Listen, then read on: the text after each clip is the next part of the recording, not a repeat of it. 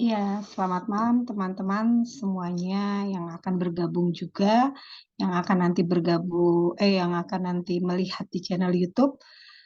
Kita akan memulai Bible study kita. Sebelum kita mulai, kita akan berdoa. Nanti saya minta Saudari Niar yang pimpin dalam doa.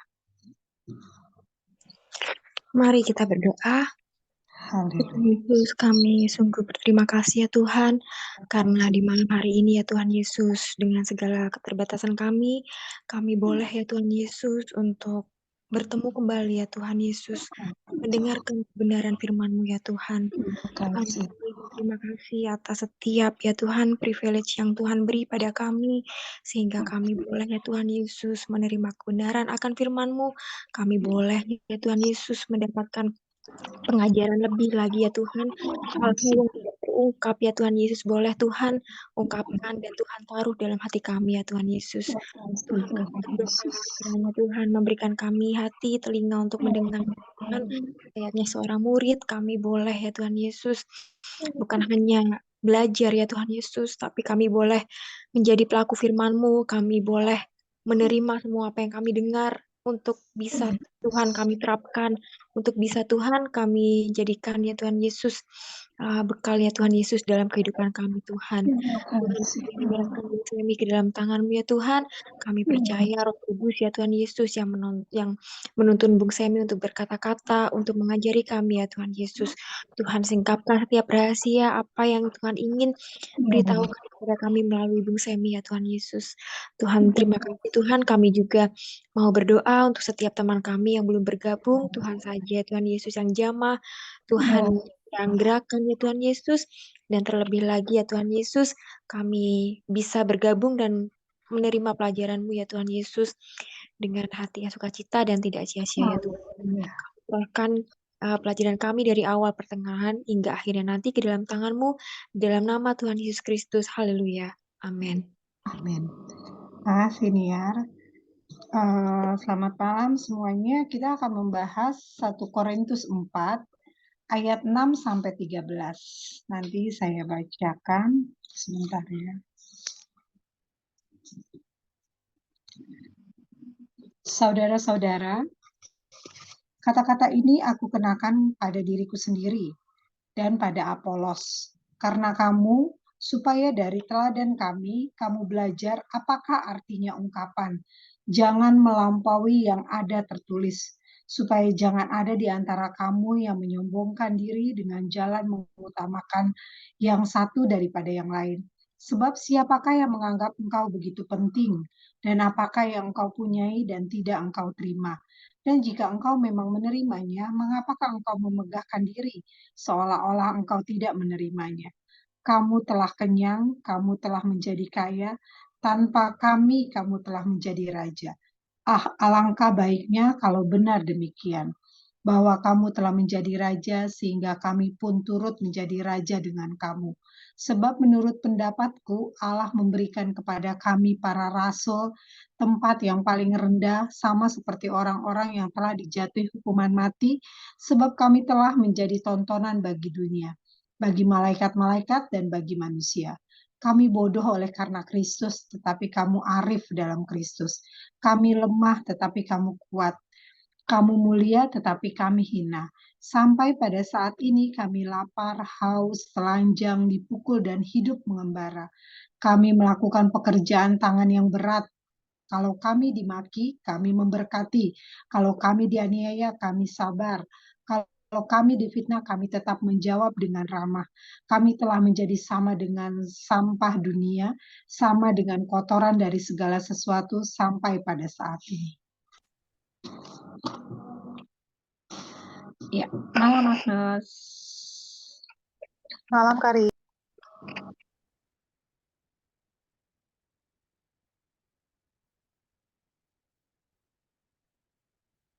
Puji Tuhan, sungguh sebuah keistimewaan kita bisa belajar kembali firman Tuhan lewat Zoom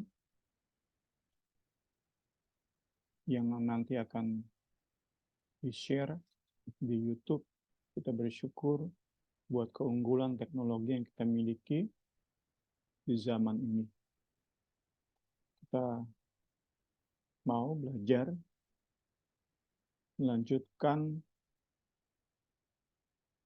pembahasan perdebatan dan perpecahan di tengah-tengah jemaat Korintus. Kita sudah masuk ke poin 7b. Ini akan berakhir nanti di poin 7c. Jadi sudah mendekati akhir dari pembahasan ini. Minggu ini 7b, minggu depan 7c. Berarti 2 minggu lagi kita masuk kasus lain yang disoroti oleh Rasul Paulus.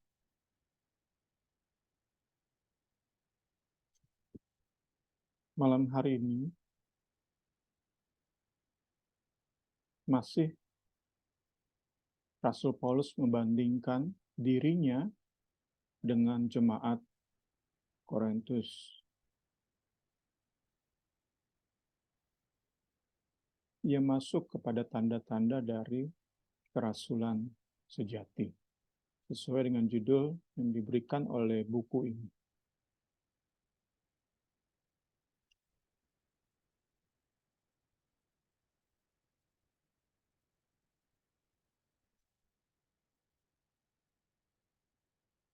Sebelum masuk ke pendahuluan dari pasal 4 ayat 6 sampai 13, kita sama-sama mau mengulang sedikit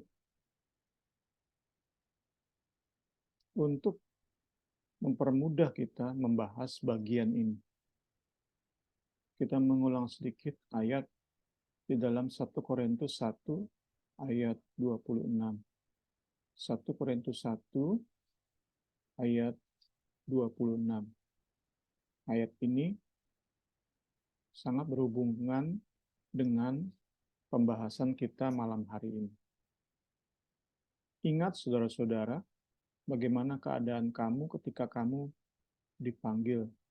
Menurut ukuran manusia, tidak banyak orang yang bijak, tidak banyak orang yang berpengaruh, tidak banyak orang yang terpandang. Kita sudah membahas bagian ini. Saat itu dikatakan bahwa pada abad pertama di mana gereja Korintus eksis,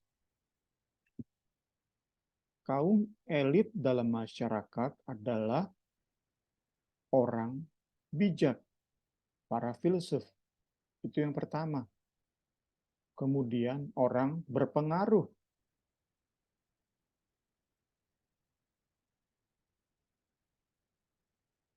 Politisi kalau zaman sekarang. Yang punya massa, yang bisa mempengaruhi massa, yang bisa menggerakkan massa. Ketiga, kaum elit pada saat itu adalah kaum bangsawan, keturunan para raja dan pangeran. Ketika mereka menjadi percaya, jemaat Korintus adalah orang-orang bodoh, tidak berpengaruh, dan tidak punya gen bangsawan. Hanya sedikit, segelintir dari mereka yang termasuk kaum elit dalam masyarakat. Namun, setelah menjadi percaya dan beberapa tahun menjalani kekristenan, anehnya mereka justru merasa diri tidak kalah pamor dengan kaum elit di masyarakat. Kenapa bisa begitu? Karena mereka salah mengerti. Mereka salah menggunakan, abuse. Setidaknya 2 bentuk anugerah yang Tuhan beri bagi jemaat ini. Anugerah pertama adalah Apolos datang melayani dalam kefasih lidahnya. Kefasihan lidahnya. Bukan hanya fasih lidah, Apolos pun memiliki pengetahuan perjanjian lama yang luar biasa. Tetapi mereka salah gunakan pelayanan Apolos ini. Mereka membuat anugerah kedatangan Apolos, pelayanan Apolos, justru membuat mereka merasa diri berhikmat, tidak kalah pamor dengan filsuf di tengah-tengah masyarakat. Itu bentuk pertama anugerah yang mereka terima. Bentuk kedua adalah karunia Roh Kudus yang Paulus daftarkan 1 Korintus 12 dan 14. Itu melimpah dalam ibadah mereka. Karunia-karunia ini juga mereka salah mengerti dan salah gunakan. Karunia-karunia yang melimpah justru membuat mereka mabuk kepayang. Ini yang terjadi sehingga mereka membanggakan diri, mereka merasa diri tidak kalah elit dengan kaum elit di masyarakat. Ada dua penyalahgunaan bentuk anugerah. Karena itu menjadi pembelajaran kita, bisa kita aplikasikan di pendahuluan ini. Pendeta dengan khotbah luar biasa seperti Apolos, itu kita perlu syukuri. Tetapi jangan sampai salah mengerti dan salah gunakan. Karena itu akan menghancurkan kita. Pendeta dengan penguasaan teologi yang luar biasa, pendeta yang berkarisma, pendeta yang fasih lidah, itu anugerah. Jangan sampai kita salah gunakan. Demikian pula dengan karunia Roh Kudus. Itu anugerah pemberian Tuhan. Kita terima secara gratis. Jangan sampai kita salah mengerti dan kemudian salah gunakan. Karena itu, dua hal tadi jangan sampai menjadi yang terutama di hidup kita, baik secara pribadi, juga dalam hal komunitas gerejani. Tetap Injil yang utama, Kristus dan salibnya yang utama. Dalam kesederhanaan hati, mari kita fokus pada Injil, salib, Kristus. Puji Tuhan, puji Tuhan. Pendeta khotbah hebat, bersyukur, tetapi tetap pendeta sederhana, tetapi fokus kepada Kristus, itu penting banget. Itu penting, sangat amat penting. Saat kita bisa menikmati berbahasa roh, bisa berkata-kata nubuat, berkata-kata pengetahuan, bisa mengadakan mujizat, bisa menyembuhkan orang, kita bersyukur punya itu. Tetapi dengan kita cukup punya mata, hati yang terus tertuju pada salib, pada karya Kristus, itu cukup. Itu penting dan teramat penting. Puji Tuhan, kita masuk ke pendahuluan dari pasal 4 ayat 6 sampai 13. Di bagian ini, setelah beberapa argumen kita pelajari minggu demi minggu, di dalamnya kita melihat beberapa ilustrasi.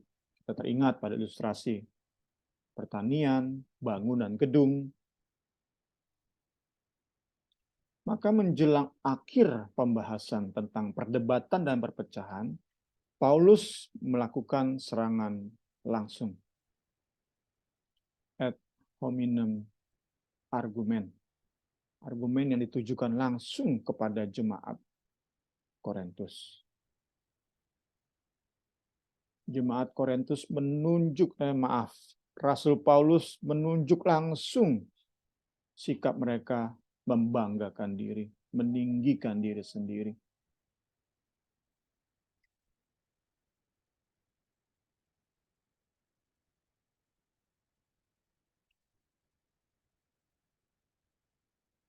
Kita masuk ke ayat 6.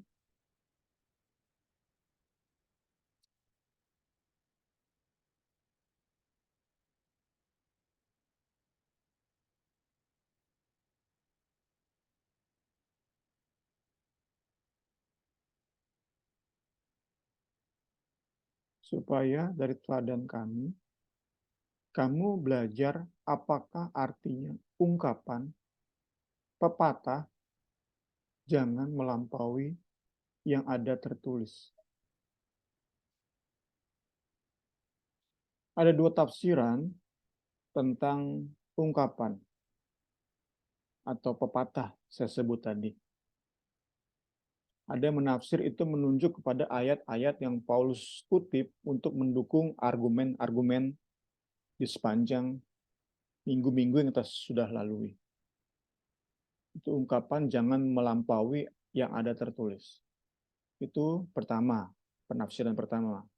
Penafsiran kedua adalah ungkapan itu menunjuk kepada pepatah yang beredar di masyarakat saat itu. Pepatah sekuler kita bisa bilang zaman sekarang. Buku ini menyimpulkan ketidakpastian. Yang dimaksud apa itu tidak pasti, tidak jelas.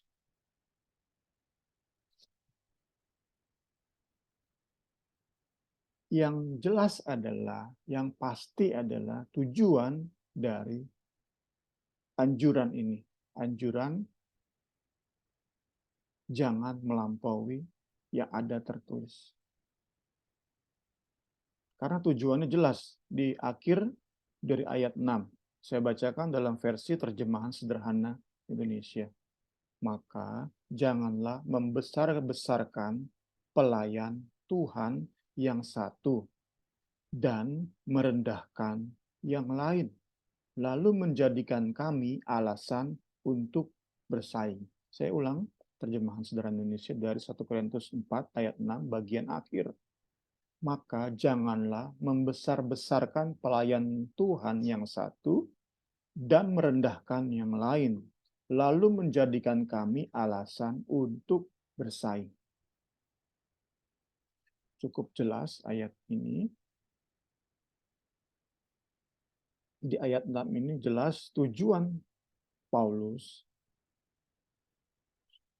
adalah supaya jemaat Korintus tidak membanggakan Apolos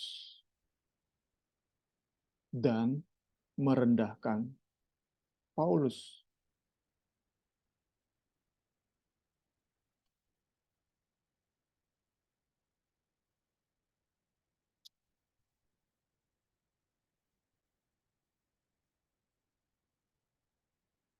Jadi di bagian ini yang Paulus soroti adalah sikap jemaat Korintus membesar-besarkan Apolos dan pelayanannya, di saat yang sama merendahkan Paulus dan pelayanannya. Jadi sekali lagi, kita masuk bagian-bagian akhir dari pembahasan Paulus terhadap perdebatan dan perpecahan di jemaat Korintus. Setelah melalui banyak argumen, melalui banyak ilustrasi, Paulus sudah masuk ke inti pembahasannya yang ia ungkapkan secara frontal. Kamu tuh ngegede-gedein Apolos, sedangkan saya kamu rendahkan. Itu bahasa sederhananya.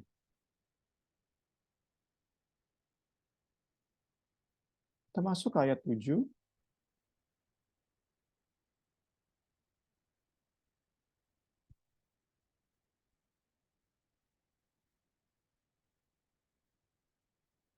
Kembali diingatkan. Demikian pun ayat 7 ini. Kebanggaan kamu terhadap Apolos itu bukan karena Apolosnya, bukan. Bukan karena Apolos salah dalam melayani. Bukan karena Apolos meninggikan, membanggakan diri, membanggakan pelayanannya. Bukan. Yang salah tuh kalian. Salah mengerti anugerah Tuhan. Kemudian kalian salah gunakan, abuse anugerah Tuhan. Jadi Paulus bilang di sini, kebanggaan kamu terhadap Apolos itu merupakan cermin dari pemahaman teologi kalian dan isi hati kalian. Yang salah tuh kalian. Sekali lagi Paulus sudah frontal di bagian ini. Dia menyerang secara langsung. Meskipun lewat tulisan, namun tulisan yang menyerang. Attack.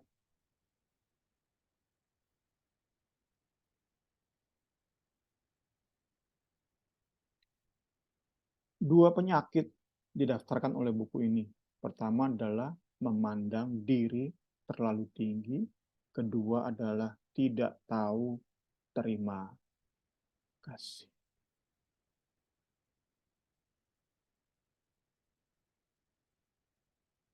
Buku ini katakan bahwa kejatuhan manusia di Taman Eden itu membuat mata kita, seperti sudah saya bahas khotbah di hari Minggu, kejatuhan manusia di Taman Eden mewariskan persepsi yang salah, gelap mata terhadap banyak hal, termasuk diri sendiri. Jemaat Korintus bisa begitu melihat diri sendiri begitu tinggi, begitu mulia, begitu berkuasa, begitu berhikmat. Bisa mereka seperti itu. Itu diwariskan oleh Adam dan Hawa. Pada saat yang sama, mereka memandang rendah orang lain.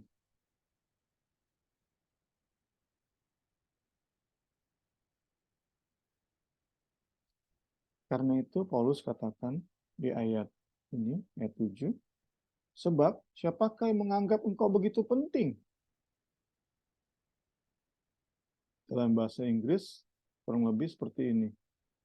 Memang apa bedanya kamu dibanding orang-orang Kristen lain? Gitu kurang lebih. Paulus menyampaikan serangan. Memang apa bedanya kamu? Kok kamu merasa begitu penting?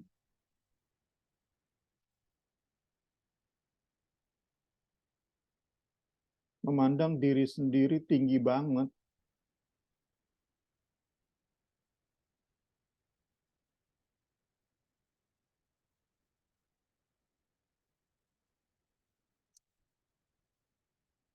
Mereka sekali lagi salah mengerti, salah gunakan anugerah. Saat terima anugerah yang melimpah, mereka tidak gunakan itu untuk melayani sesama, tapi untuk menaikkan status mereka.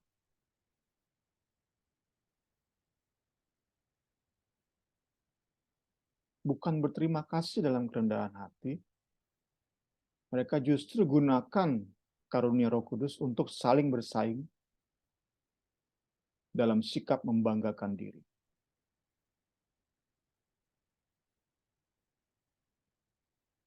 Mereka gelap mata sehingga tidak memiliki perspektif yang benar terhadap anugerah.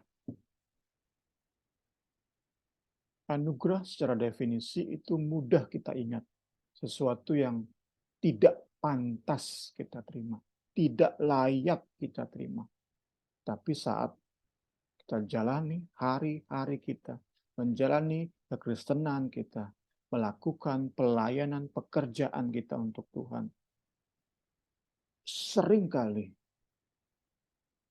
kita lupa apa itu anugerah. Membuat banyak orang, pelayan, bahkan pendeta, sampai detik ini,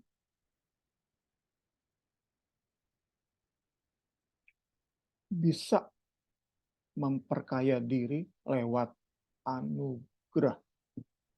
Kami bahas kemarin, ada Tante Yeni, Pak Bakri, beberapa jemaat kemarin.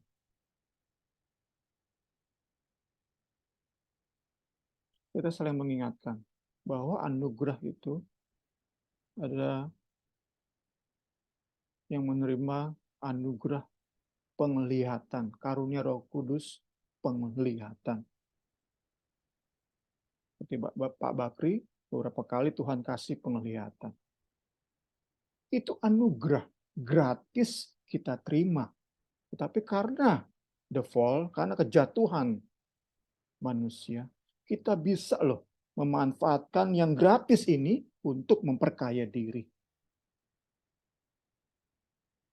Kalau sudah masuk ke tahap itu, kita dapati banyak sekali, terlalu banyak.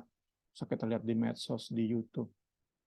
Pendeta akhirnya menjual nubuat, menjual mujizat, terlalu banyak.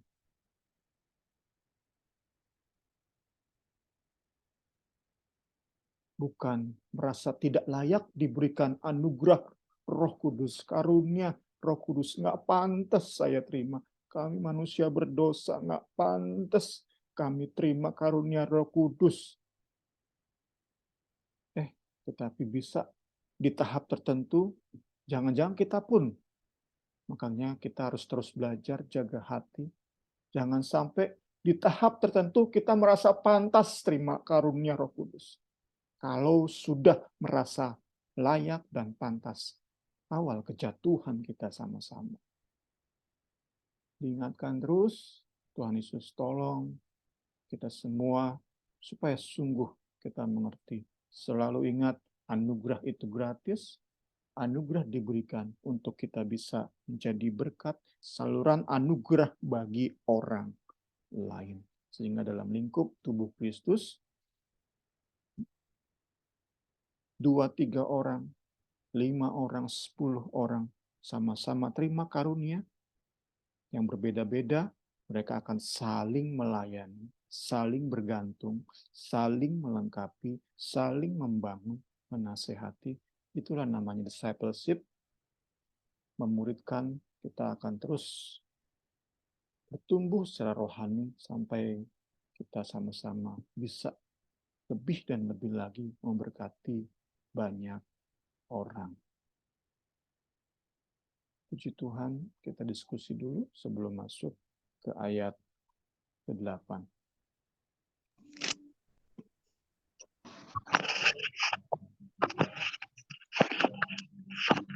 Iya, selamat malam teman-teman yang baru bergabung.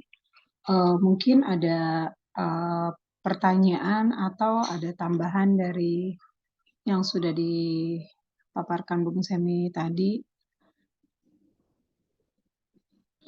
Boleh berbagi.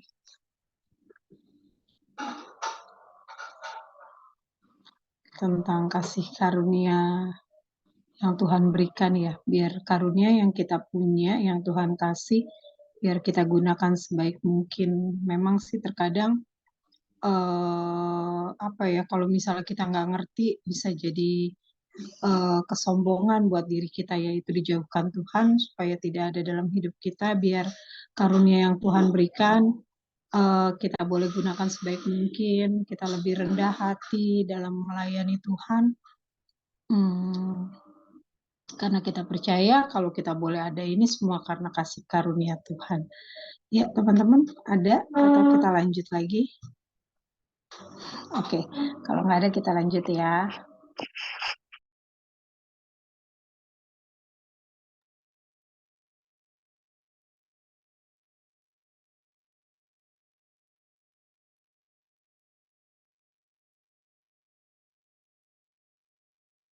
Kita masuk ke ayat 8.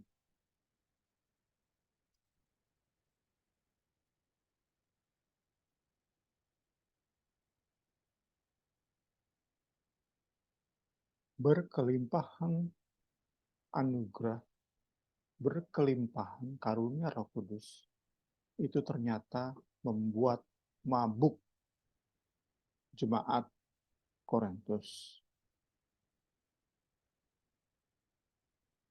Ini terjadi karena karunia Roh Kudus mereka gunakan untuk diri sendiri, bukan untuk melayani, memberkati sesama.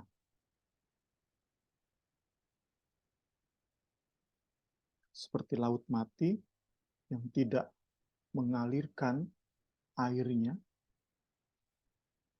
yang hanya menerima, demikianlah jemaat Korintus yang hanya menerima dan menerima, menikmati karunia Roh Kudus, tetapi tidak all out dalam melayani. Mungkin mereka melayani, tapi sekadarnya. Sedangkan anugerah yang mereka terima itu begitu melimpah. Ditafsirkan setiap ibadah. Dan ibadah mungkin bukan hanya seminggu sekali mereka jalani. Mungkin setiap hari mereka ibadah dan terus-menerus tiap-tiap hari ada karunia Roh Kudus. Juzat tiap ibadah. Kata-kata hikmat tiap ibadah. Kata-kata pengetahuan tiap ibadah. Nubuat, bahasa roh tiap ibadah. Yang dilakukan hampir tiap hari mungkin. Mereka berkelimpahan. Tapi dalam melayani mereka tidak berlimpah. Ini membuat mereka mabuk kepayang. Limpahnya anugerah roh kembali. Mereka salah gunakan untuk membanggakan diri. Mereka merasa layak, pantas menerima semua itu. Kembali kita diingatkan tentang pentingnya ketidaklayakan. Itu saya sudah singgung dalam khotbah kemarin. Saat karunia Roh Kudus kita gunakan semestinya, tadi saya sudah katakan, tubuh Kristus saling melengkapi. Puji Tuhan, puji Tuhan. Tubuh Kristus akan terus terbangun. Puji Tuhan, puji Tuhan.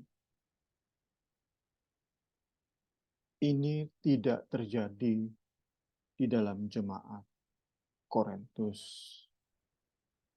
Mereka justru mabuk rohani.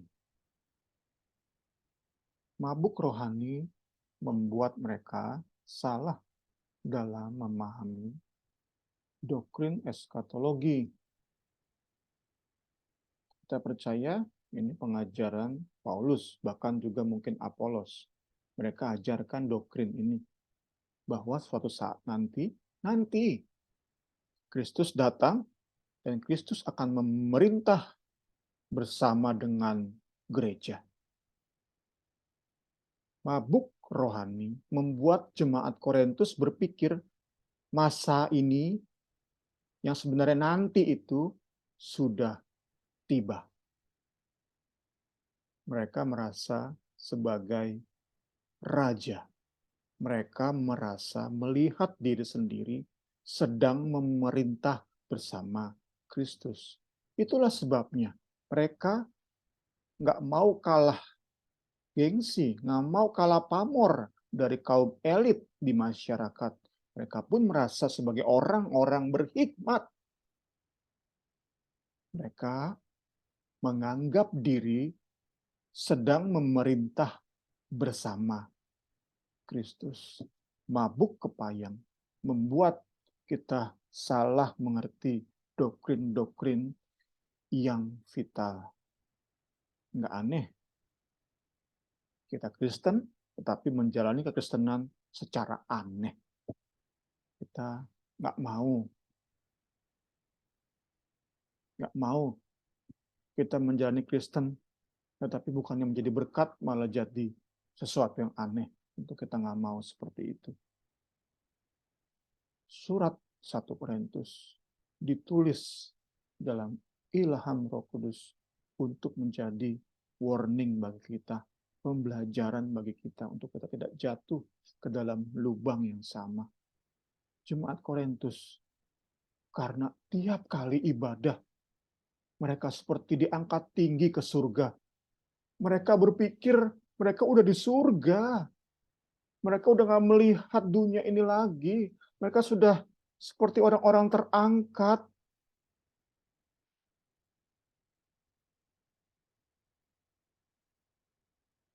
Tapi itu sekali lagi secara frontal, Paulus serang mereka.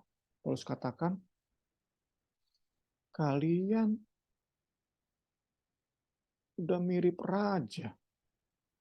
Sedangkan saya belum seperti raja. Kalau kita pelajari, dalami apa yang Paulus ungkapkan dengan gaya bahasanya, itu sedikit lucu. Paulus seperti bermain sarkasme, seperti yang dilakukan oleh para stand-up komedi zaman sekarang. Dengan menyindir tapi pahit.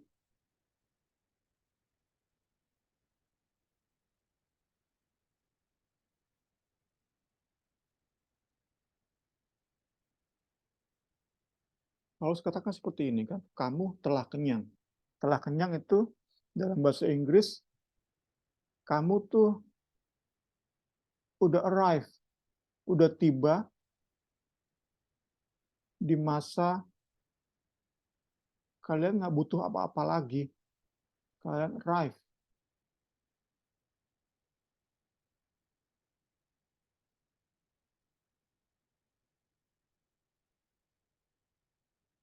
Kemudian kaya. Tanpa kami, kamu telah menjadi raja.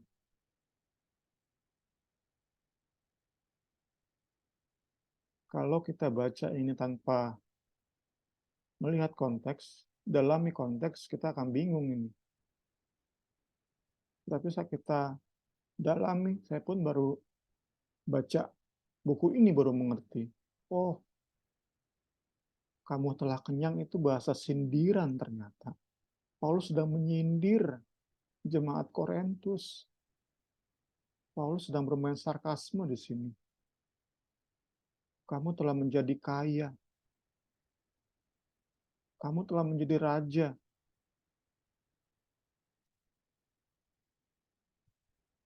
Kata kuncinya kalau dalam bahasa Inggris, already dan not yet.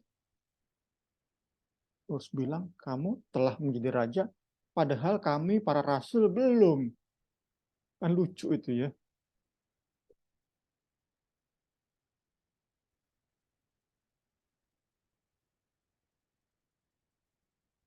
Itu ayat 8. Ayat 9, baru Paulus bilang, kalian merasa jadi raja, kalian merasa memerintah bersama Kristus, sedangkan kami para rasul, kami berada di tempat paling rendah. Maka Paulus kita kadang-kadang sampai merindingnya, saya pribadi sampai merinding.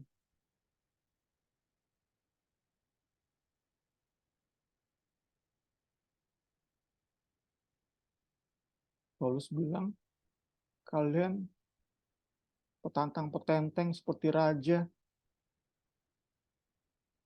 Sementara saya, Paulus, saya berada di tempat paling rendah. Sama seperti orang-orang yang dijatuhi hukuman mati. Menjadi tontonan bagi dunia. Di sini Paulus sedang menunjuk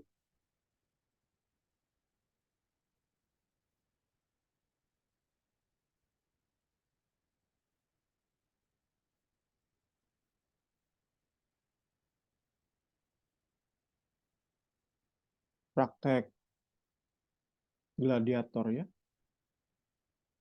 Kalau kita sering nonton film yang berlatar belakang Kekaisaran Romawi, kita tahu di Kolosium penduduk Roma berkumpul untuk melihat sebuah show, tontonan. Tontonannya adalah gladiator melawan binatang buas, pertarungan sampai mati. Itulah yang Paulus gunakan untuk menggambarkan kerasulannya. Jadi Paulus ingin bilang, saat kalian jemaat Korintus bertindak seperti kaisar yang sedang nonton di tribun paling VIP, saya Paulus dan para rasul, saya jadi gladiator lawan singa. Itu yang Paulus jelaskan di ayat-ayat ini. Puji Tuhan. Di ayat 9 ini Paulus sedang memberikan perbandingan yang kontras. Masuk ayat 10.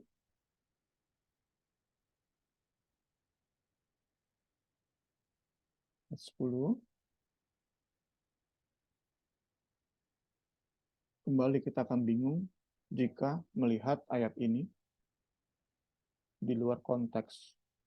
Kami bodoh oleh karena Kristus, tetapi kamu arif dalam Kristus.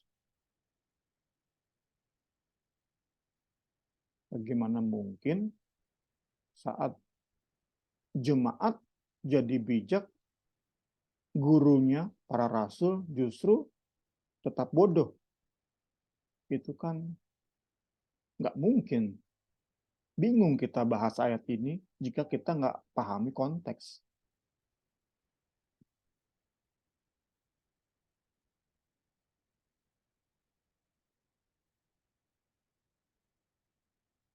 Jadi ayat 10 ini nggak bisa dipisahkan dari ayat tadi saya sebut di pendahuluan.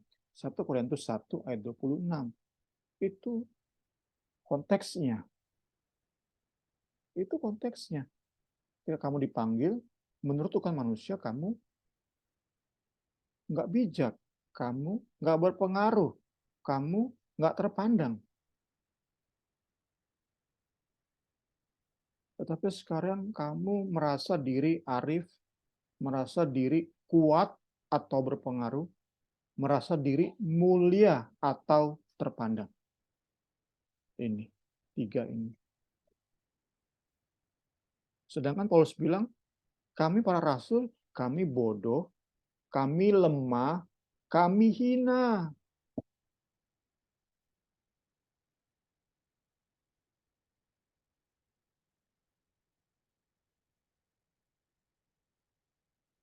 Tuhan Yesus tolong kita semua supaya kita mengerti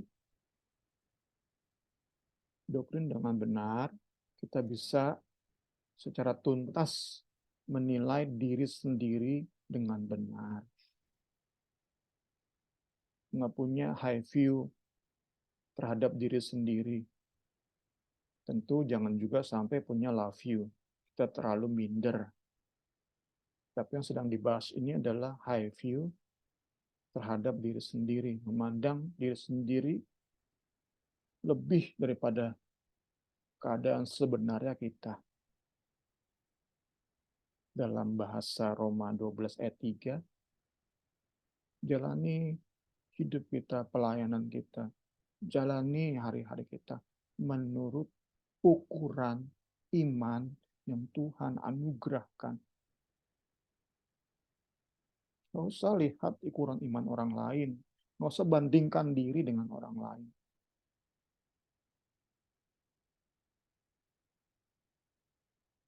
Memandang diri sendiri secara benar. Tuhan Yesus, tolong banget kita. Sehingga kita nggak menerima sindiran yang pahit ini.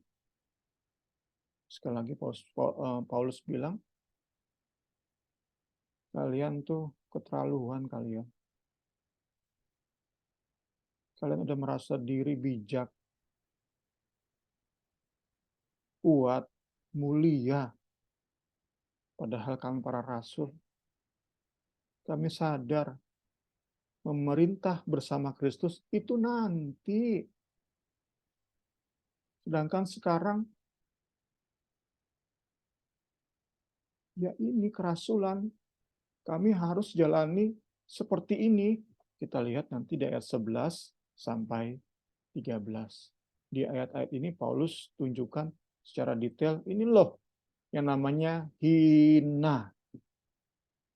Kalian pun harus siap, jemaat Korintus, menjalani salib. Belum sampai saatnya kalian memerintah bersama Kristus. Belum. Jangan mentang-mentang udah tiap ibadah berkarunia Roh Kudus, terus kalian merasa sudah sampai ke tahap itu. Belum, masih jauh. Paulus ingin bilang seperti itu. Puji Tuhan, puji Tuhan. Karena itu sekali lagi dibandingkan di ayat ini, antitesis di ayat 10 ini, kalian merasa diri berhikmat, kami bodoh. Kalian merasa diri kuat, berpengaruh, kami lemah. Kalian merasa diri terpandang, mulia, kami hina. Dan kita lihat di ayat 11 sampai 13, Paulus mendaftarkan apa itu hina. Puji Tuhan, puji Tuhan. Sampai saat Paulus tulis surat,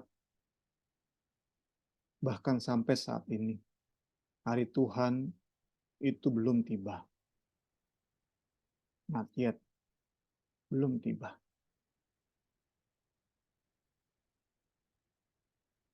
Kita pun meski tidak separah apa yang para rasul alami, tapi kita pun harus siap menderita. Karena memang belum saatnya kita memerintah bersama Dia, bersama Yesus. Jadi sehebat apapun Tuhan pakai kita, Tuhan kasih kita mungkin karunia penglihatan, nubuat, mungkin Tuhan karuniakan kepada kita kuasa untuk menyembuhkan orang, tapi selalu ingat, saat kita memerintah belum tiba. Kita ini manusia-manusia yang siap menjadi bodoh di hadapan dunia. Paulus daftarkan di sini kan kami lapar, haus, telanjang, dipukul, hidup mengembara. Itu kan di hadapan dunia itu orang-orang bodoh itu. Kalau kami dimaki, kami memberkati. Kami dianiaya, kami sabar. Kami difitnah, tetap jawab dengan ramah. Itu kan hal-hal bodoh itu ya. Kemudian terakhir, kami telah menjadi sama dengan sampah dunia. Sama dengan kotoran dari segala sesuatu. Dan diakhiri dengan kata, sampai pada saat ini. Ya karena memang sampai saat ini belum tiba hari Tuhan di mana kita memerintah bersama-sama dengan Kristus. Belum. Sampai pada saat ini kita harus sadar, kita harus pelihara sikap hati siap menderita apapun bentuknya demi Kristus, kerajaan, dan kebenarannya. Pengalaman kami sedikit kemarin urus izin ruko, sempat diusir dari ruko yang lama. Itu hanya seujung kuku dari apa yang diderita oleh para rasul. Tapi itu bisa memberi sedikit glimpse ya.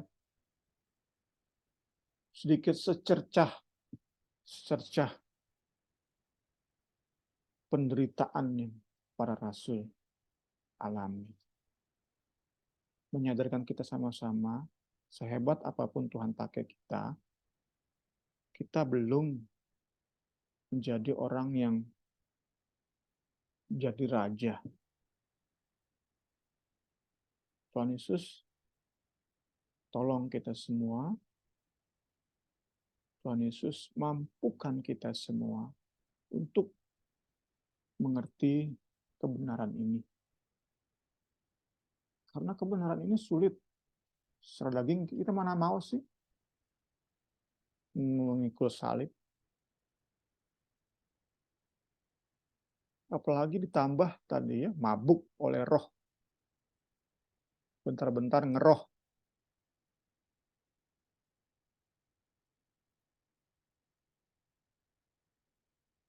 Tuhan Yesus tolong kita. Supaya saat kita seperti diangkat oleh Tuhan, dipakai secara luar biasa, kita tetap membumi, injek tanah.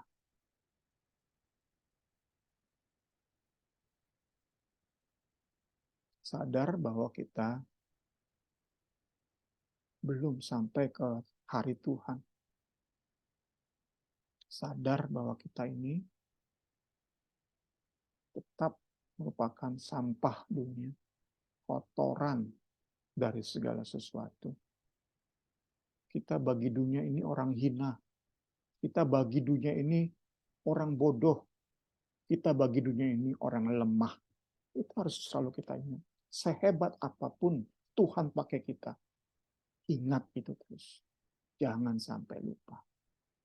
Sehingga terus kita bisa jalani hari-hari kita. Sehebat apapun Tuhan memakai kita. Jalani pelayanan kita terus jadi berkat. Terus jadi berkat, memberkati banyak orang. Tuhan Yesus tolong kita. Ampuni kita di masa lalu kita salah dalam menyikapi anugerah yang Tuhan beri. Biar di hari-hari yang akan datang. Terlebih setelah kita mengerti bagian ini. Terus terang bagian ini sangat amat memberkati saya pribadi. Tuhan Yesus tolong kita semua. Hari-hari akan datang, kita bisa lebih lagi menghargai anugerah yang Tuhan beri. Tidak gelap mata, tidak mabuk rohani, tetapi benar-benar bisa menilai secara tepat banget. Anugerah itu apa? Diberikan itu untuk apa? Terus dan terus kita ingat. Puji Tuhan, segala hormat, kemuliaan bagi Yesus. Hanya untuk Dialah segala hormat, kemuliaan. Kita diskusi, silakan Bu Rini.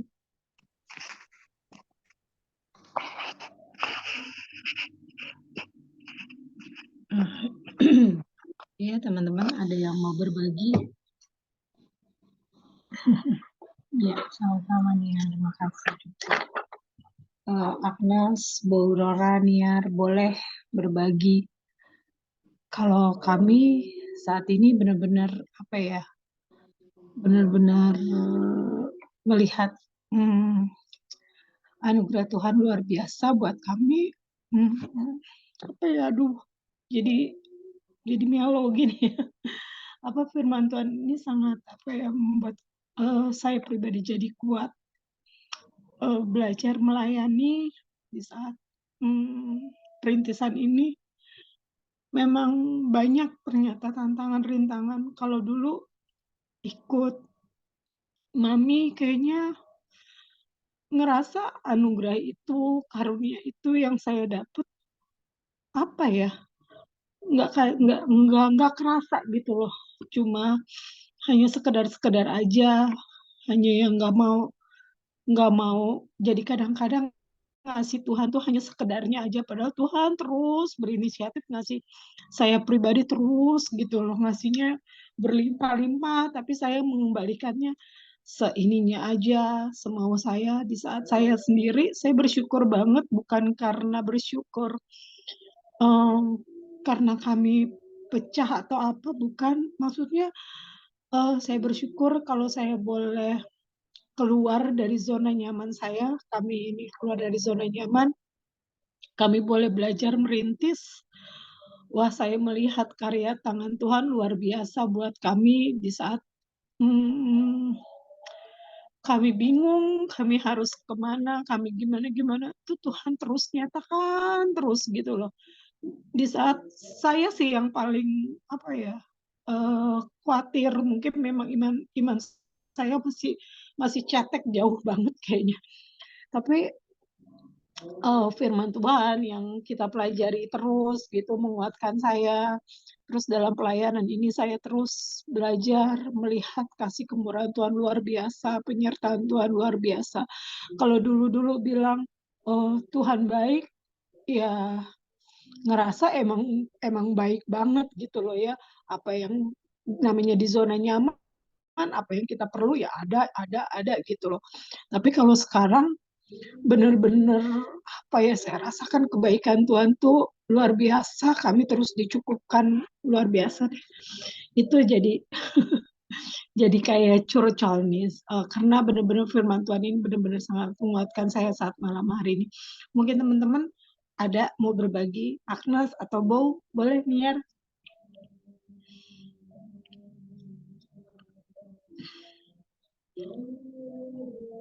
Kalau nggak ada kita tutup. Saya terus minta dukungan doa dalam kami melayani Tuhan, biar kami benar-benar dimotivasi yang benar dalam kami melayani Tuhan. Nanti saya minta dengan kasih Kristus, Bu Rora ya tutup dalam doa.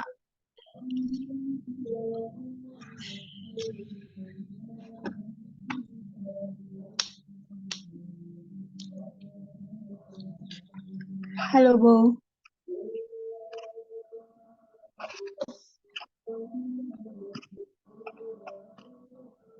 Bu. Iya bentar nih, HP-nya udah lemot jadi kita.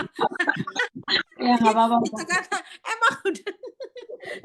Makasih ya Bung atas pelayanannya, makasih Rin kesaksiannya. Ya. Kita berdoa ya.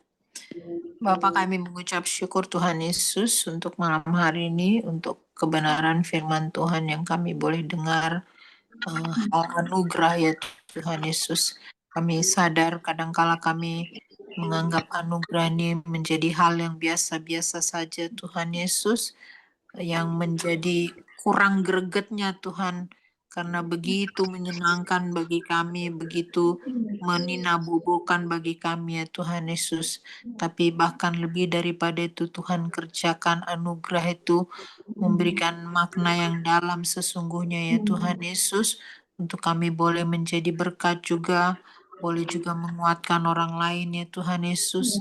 Tetap kami boleh menghambakan diri, tetap kami boleh merendahkan hati kami ya Tuhan Yesus, tidak pongah, tidak sombong dengan segala sesuatu yang kami boleh nikmati yang berasal daripadamu ya Tuhan Yesus, apapun itu, baik itu pekerjaan kami, baik itu hal-hal yang kami boleh nikmati Tuhan Yesus yang melekat pada kami yang Tuhan berikan.